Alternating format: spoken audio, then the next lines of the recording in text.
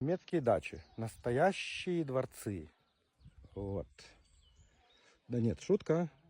Немецкие дачи выглядят примерно таким образом. И вот я нахожусь тоже на одном из таких участков. Видите? Сами постройки, они маленькие. Да? Ну, у кого-нибудь побольше, у кого поменьше, но есть вообще маленькие. Люди тут редко живут на дачах. Иногда бывают ночуют. Прописаться тут, соответственно, нельзя. Еще надо соблюдать определенные правила.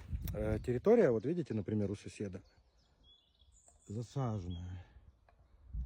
То есть, ну, тут тоже будет сажаться, этот участок был взятый недавно. По закону надо обязательно какую-то часть, я не помню, 30% может быть, засадить. Ну, должны быть грядки, какие-то фруктовые деревья. Ну, там, я не знаю, фруктовое это дерево, нет? Кто знает, напишите, я не разбираюсь. Но, во всяком случае, фруктовые деревья тут тоже есть. Грядки будут.